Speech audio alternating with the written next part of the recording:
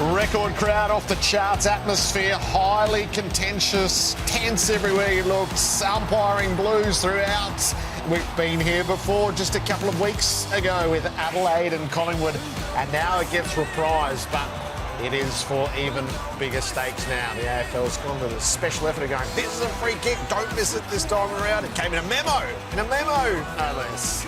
So back we all go to Adelaide Oval, a bit of Razor's Edge here. We've had a proper bust-up after weeks of tension. Ray's finally come over to this side of the desk. They can stand each other no longer. The finals, Jared. The break has appeared. Ray, welcome. Hey, lovely to be here. How are we? There's a reason for it. It'll all be revealed shortly. Elevated atmosphere of finals. Do you feel it as umps? Absolutely. And, you know, you're challenging yourself because the laws of the game remain the same. It's the same venue, the same players. So all of that stuff remains the same. The margins get tighter. The players are more disciplined. There's more on the line. They're less likely to step outside the boundaries in things. You've got the best players. As an umpire, you go onto the field with great confidence because the umpires who are left, there'll be 16 field umpires left out of 42. So they've earned that right, just like the clubs have. So you've got great umpires with you. But what the great challenge is, and I don't suspect it's any different for the players, is staying in your head and controlling the extrinsic factors that actually have no bearing. So, you know, will I get picked again next week? You know, those types of things. So the person who's able to control their emotion and control their mind, they tend to be the ones that perform the best. Easier games to umpire or not? No, they're much harder because the margins are so tight. Is that free or not? But why are the margins tighter? I think they're less egregious in the way they play the game. So is it a gentle... Like, they're the best players. Yeah. So they push the envelope right to the line without necessarily crossing it. So all that marking contest stuff, contest for the ball, ruck, it's much harder finding that's free kick, that's not. So do you let it go? Do you let it go, put the whistle away, Gaz? You buy into that? I 100% buy into it. Yeah, so I've got an alternate view, but I can understand that. That doesn't surprise me. I mean, mine's backed up by data. Yours is emotion and a tin hat. So I don't know, we can figure it out at another time, I guess. But that's the reason he's over there. He's got braver all of a sudden. I know you can't throw a left. But no, the data would suggest that there's no difference in free kick count. But I understand the narrative. I think what you do get is you do get the best umpires and you do get the best players. And you don't want... I suspect you wouldn't want to be the player that was ill-disciplined, cost a 50, one-kick game, you're the difference.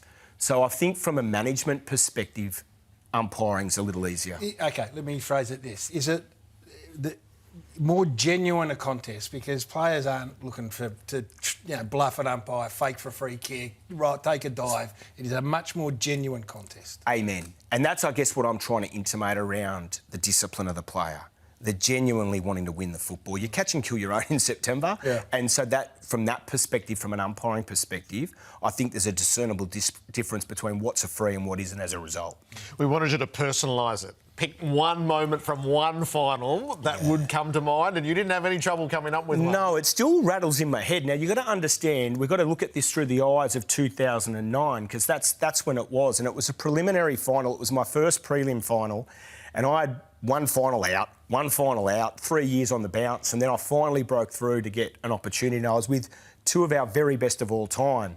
The boss of umpiring now, Stephen McBurney, and our favourite, Shane McInerney, and there was an incident in the second quarter where a holding the ball free kick was awarded, but Ryan Hargrave kicks the ball.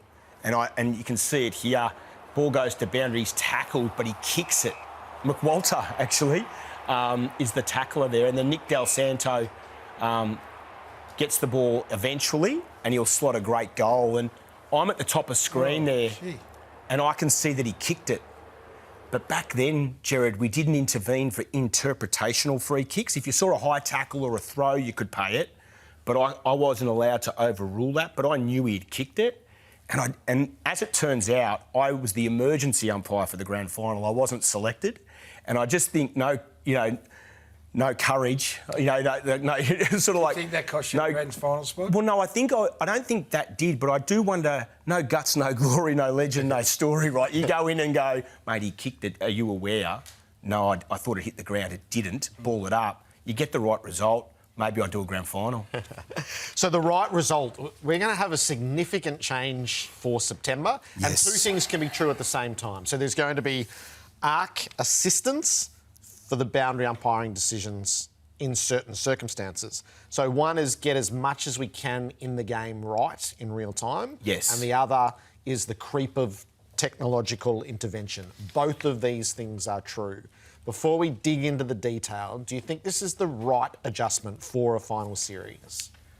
I love it in the way it's been framed and communicated, which is a discernible difference to what's been the evolution of score review. So we've lamented score review earlier in the year where we said that it was after a grand final and Hawkins clipping the post and we wanted to eliminate the howler, and we're going to see 3 examples where the AFL is saying this is the poster child for where this intervention will take place, and I'm all for that. But when you try and jam a Commodore 64 technology and make it do AI stuff, it doesn't come out well, and that for me is problematic. So if we use it for these 3 examples that we're talking here, Jared, and it provides a framework to protect against human error and not impact negatively on the outcome of the game, I think that's okay. So how's this going to work? Talk me through the mechanics of it. Who makes there's a message that comes back down to the umpire from the ARC? So there's no delay. The ARC will do its work in real time before play resumes and communicate to the umpires. Right.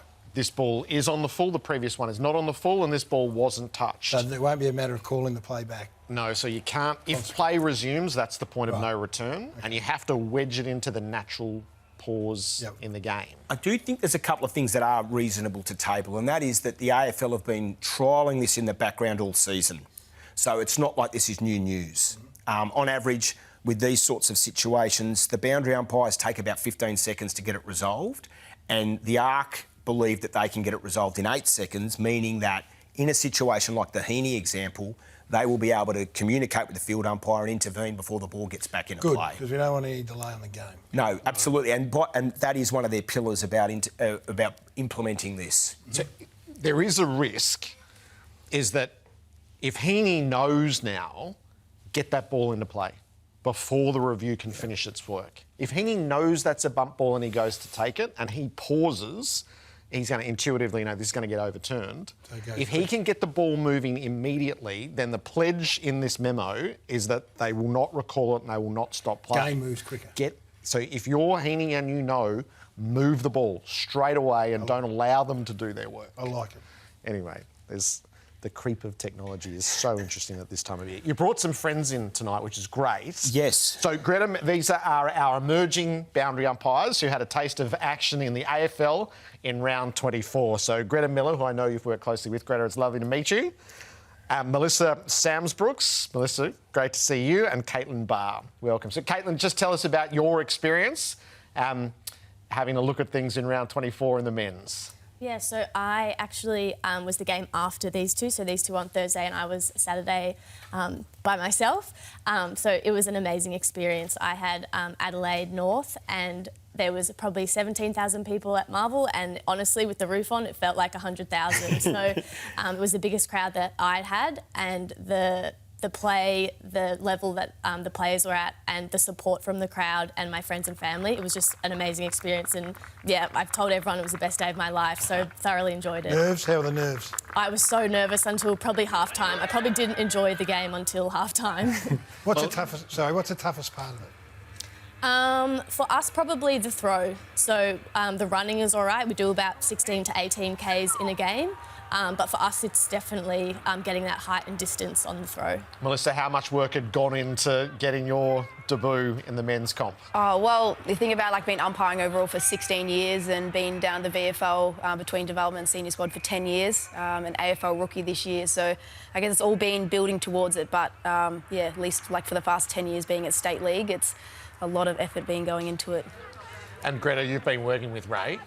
Yeah, so one of the things, there was two things you probably won't know about the girls, and that is there's a strong Carlton connection, more to do with their vocational pursuits. So I know that Johnny Barker and Adrian Gleeson in Greta's capable hands during the week at their place of work, and I think, Caitlin, are you at Camberwell Girls Grammar, is that right? Andy Marr's daughter is one of your students, so there's a bit of influence there. But my main question that I wanted to ask Greta was, with field umpires and boundary umpires, when it gets a little bit, there can be some acrimony, is when they start getting the grippo on their hands and then they get it on the ball and then you try and bounce it and it's like it's stuck to your hand. Have you ever had any troubles with the grippo at all, Greta? I actually do like to use the grippo. I just like a little bit just for the throws, but yeah, I've gotten used to that now. And has Ray been some sort of a mentor for the three of you? I hope not. But has he been any help at all? Well, he's good. I think just the relationship he builds with everyone. It's good going out on game day and you can just have fun and not just enjoy the experience out there. We've got a whole host of young girls probably watching and they may not have even thought about becoming involved in the umpiring fraternity. What would your advice be? I think it's just giving it a go. Like, if it is, you're worried about rocking up to the first training session, take a friend along with you, and you will, enjoy that, and you never know where it's going to go. And, worst case scenario, get a little bit of pocket money out of it if you do a game, so it's perfect. I hope it's a fraction more than just pocket money now. So well done for what you've achieved so far, and good luck with your endeavours. We'll follow closely. Thank you. Good on you, Greta, Melissa and Caitlin. Ray, thanks for bringing friends. Hey, welcome, well done, congratulations. Everyone's super proud of them and thanks for bringing them on, guys. See you next week.